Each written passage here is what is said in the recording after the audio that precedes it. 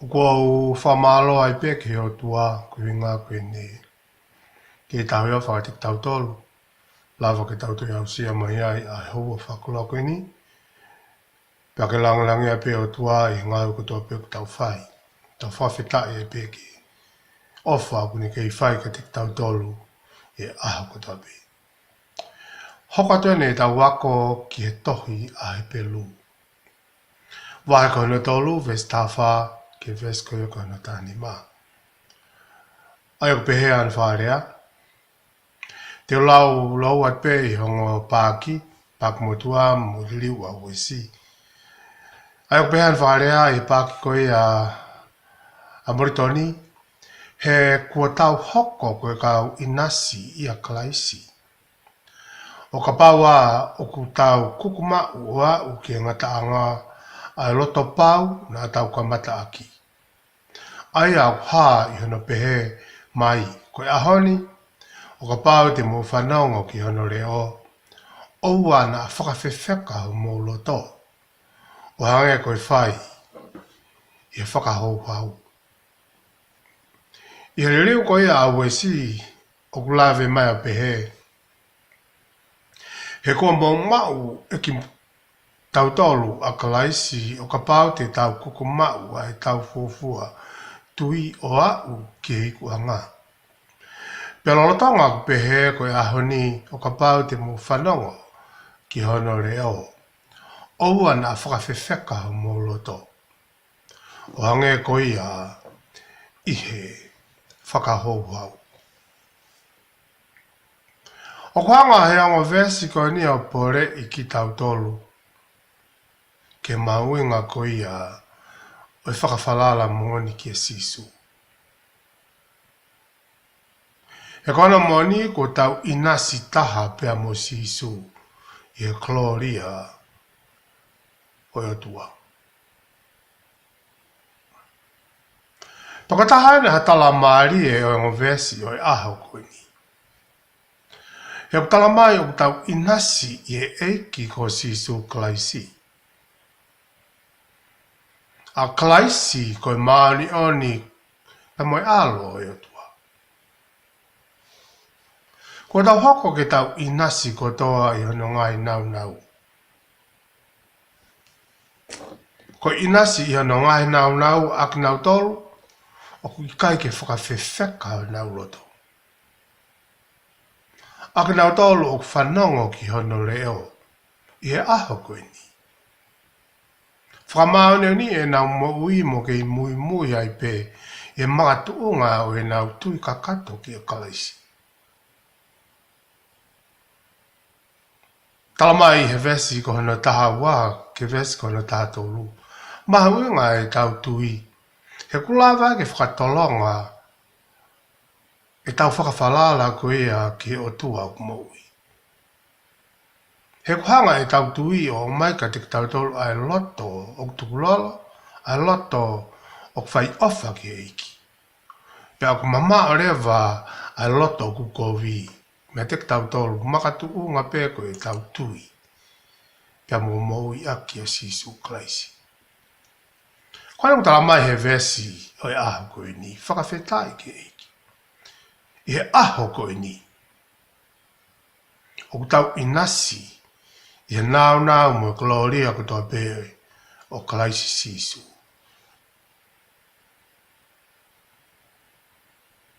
He ko sisu koe maani o nia. O tau maoni oni he ne maoni ni. Ko sisu koe alo e o tua. O tau hoko ko toa koe whanau kai o tua he tau kau whataha pia moe alo e o tua a sisu Kalaisi. He koe uhinga ia e ne hoko mai o ai kakano i he tuunga o Immanuela he kia te ki tau tolu. Koe hunga ape ke tatau mo ki tau tolu. Ke tunga taha mo ki tau tolu. Pake mga tunga i ha tau inasi whakataha mo ia. Ke hange ko ene ai kakano o inasi whakataha. Te mo ki tau tolu i kakano.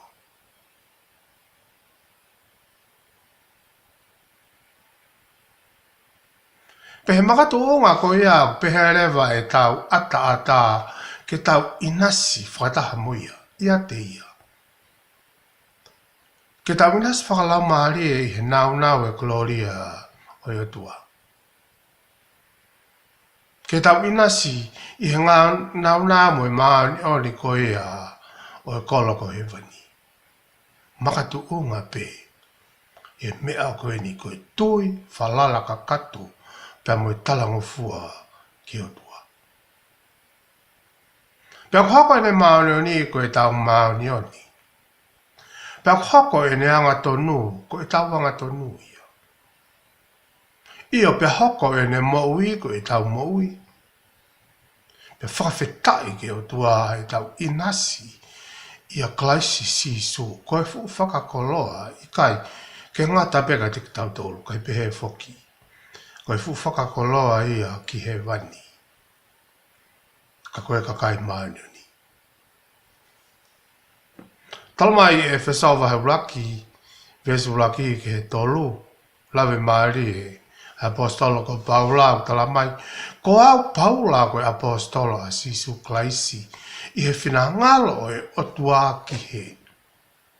Ka inga maoni oni, oku i e whesau. Pea ki he kakai tui i a sisu klaisi.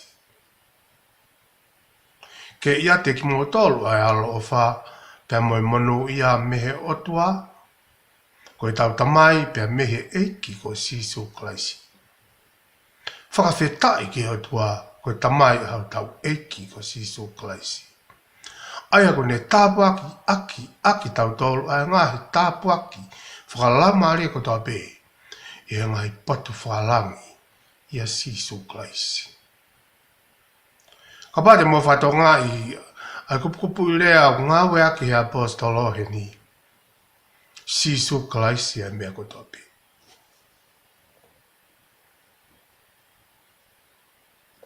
Tala mai Paula, ke apostolo ia a sisu klaisi. Koe kainga maanen ko topi i Efeso, kau tui i a sisu klaisi. Ke tau mau, ai alo ofa pe moe manu ia ai o tua makatuunga pe ia sisu klaisi.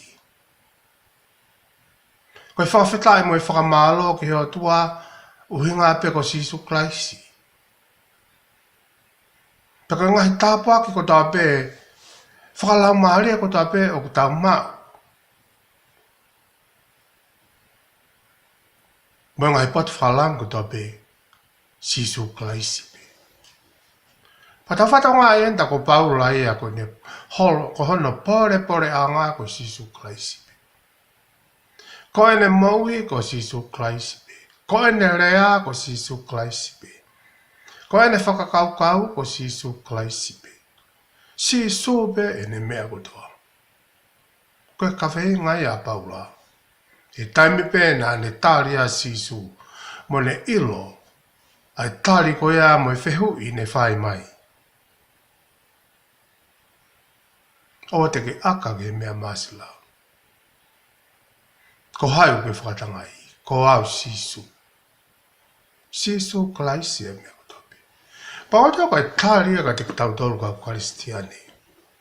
E mamani koe ni, ko sisu klaisi pe ai mea kotopi.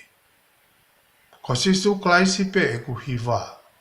E ku rea, ko sisu klaisi pe e ku ngā ue. Ko sisu klaisi pe e ku whakakaukau. Ko sisu klaisi pe e ku sio. Ko sisu klaisi pe e ku laka. Ko sisu klaisi pe hoku family. Whakawhetai. Ko e moui o hau ko toa pe mea sisu klaisi.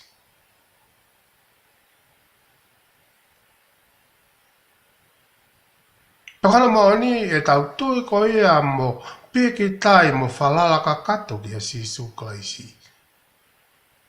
Pia ko pau ke puke ai tau inasi ko ia i he keresi. Pia moe moui a sisu klaisi. I a sisu klaisi pe. Me he ka matanga o au ke matanga. Ka Kamataanga hau mau i ke mamani ko ni, wa ke ngataanga hau mau i he mamani ko ni sisu klaisi pe. Pe pe at foki ki o toi tuku, ke kau whataha pe mo sisu, i he na toi foki mai ko sisu klaisi pe. Pakoto ka pōre ka te tautolu o mai he vesi, maari e o pōko ini.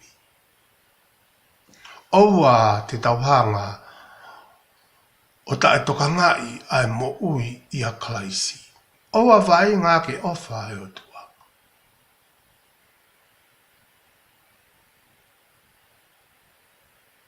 He ko toko lahi o ki tautole mamani ko ni o tau ta e toka ngai. E mahu inga o e mo ui i a klaisi. Pe whakai kuai e tau mo ui ke tau whaianga halai he tai tui, po tau tauhi ai ke ngai whakautua mate.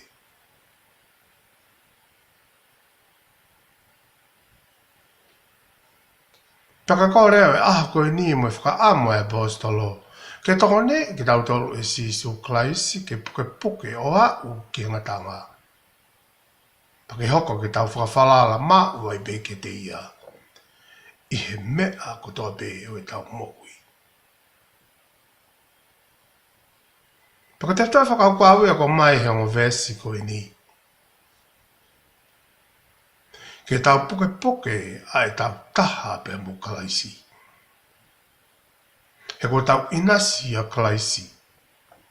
Ui ngā pe. Ko e tau tui. Paka pāreanga te tau tolu i he aho ko ini, i he aho ni pe. Mga tuonga ea e tau tunga o mo inasi a kalaisi. Ka pau te tau whanongo ki ana reo. Owa te whakawhewheka o tau roto. He kuhoko e ka whakahauhau ki o tua.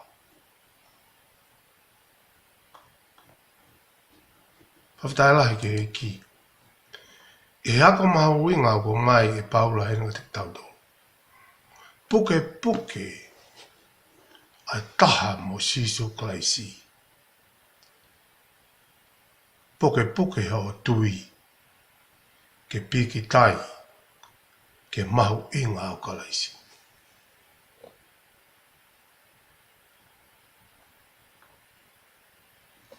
Ke vesta hano ke tahi vai pelu vai tolu. O ko mai ka te tau tolu e palo mesi koe ni. Koe tau ia kalaisi te tau maua a mālolo i kenani. Tama he vesi, taha no ke tahi wā he ko hai a ki nau tolu na e whanongo kai whakatupu hokwau. Ko hai a ki nau tolu. I kai ko ki nau tolu ia, ko toa pena e alu atu me ispite ia Mosese. Pea ko hai na ane ita ki ai o whaanga furutau. I kai ko ki nau tolu ia na e angahala. Aia na e mokulu ho na ngahi kupu i he toa wha. Pea ko hai a ki nau tolu na ane fuakawa ki ai. E i kai te nau huu ki no mālolo anga.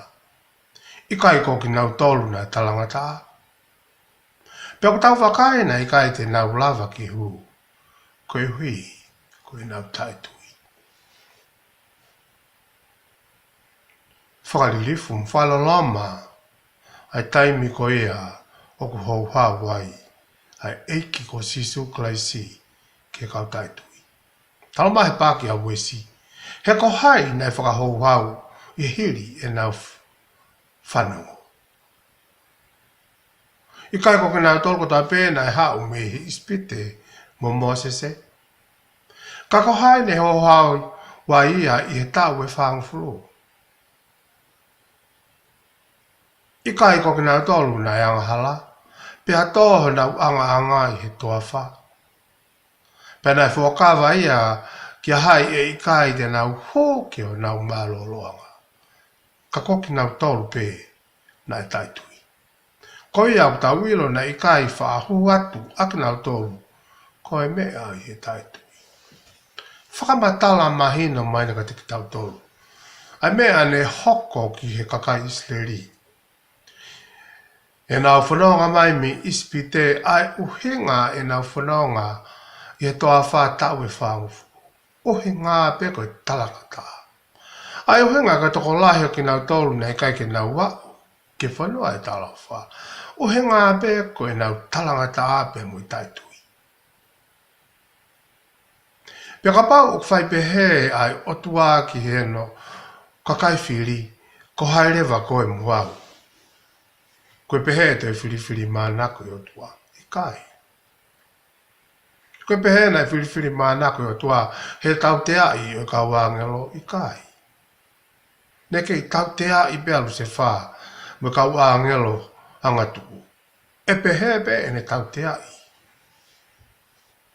E karistiane ko toa pe o koe ke tari. Mo nofo. Mo tui ka katu ke te ia. Nene hanga whiri ia Israeli. Ke hoko ko no whaanga ko no kakai whiri. Pea ua ni hanga o whawha pea fua ki nau tolu me ispite me kaukoane. Whakapuna he ka pakawe i kare. Oi ngā pe oi ne o whamaki. Kaka whaunga koe nei whai Israeli e ki. Toko tahana ne hanga tauki ki nau tolu. Ne hanga be Israeli ato tu usi. A na wā pe mo na ua whanga a kalaisi. Ai o tua. Toko mea pene hoko tala mai henu. Nei kai ke ia ha toko taha. Talangata aia e hu. Ke mālolo anga e o tua.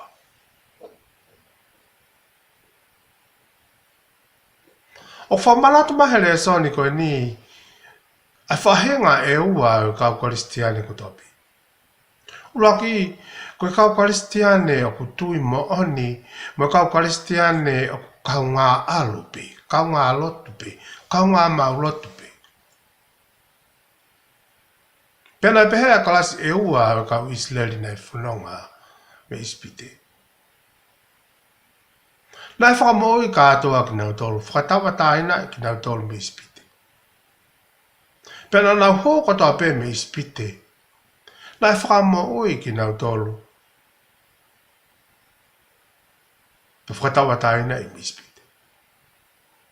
Kakana moane nai mo ui pe ai toko nihi. Pena nau hōke toa me ispite ke whanonga ke hu ke mālolo anga oi whanua ko kenani.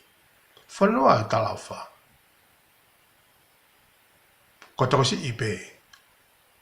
Nai hōki ai. Pea pehepe mo he vani. Ko he vani o mai toko si ipe ia. Ki nau tolu pe, o ku pau e nau tui mo e talango fua ke otua. Ka pāko o ka toko lahi nai pekia ki nau tolu e toa wha. I kai ke nau wā ua e nau whanonga. Ko ki toko si ipe nai hau ki kenani. Ai nau whanonga. O na wausia a tala ofa o mālolo i kenani.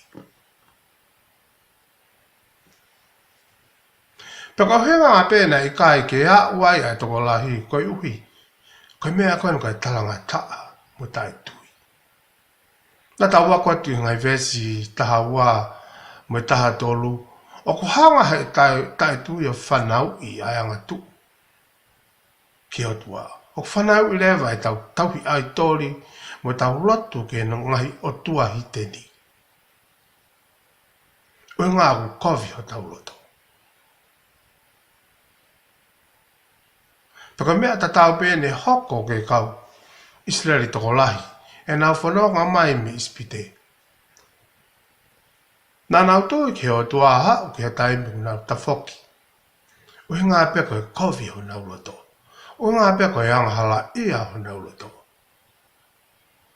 E hokore vai ke nau tai tui. Peko iku a ngā. Ne nau tauhi ki nau tolu ke ngahi o tua. Ko ngahi o tua e mamani kuini. Peka mea pe e hoko ke ni ihi o e kau karistiane. Tola ki tau tolu tau fia pe he pe he mai, ko tau taria sisu.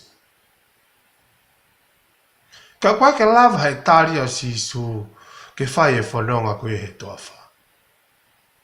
Ko taria sisu, pia moe hohoi atu ke moi maana ni, ma whakaata ata e tau moui ke nofo ia, he lau maari o yo tua, pia whau e tau moui i he lau maari maana ni o tua. Ko makatu unga pe tau wau, ke malolo anga i kena ni. Pia ka pau hei kai ke tau whakaata ke lau maari e hoko e tau ki tui mo i taria sisu.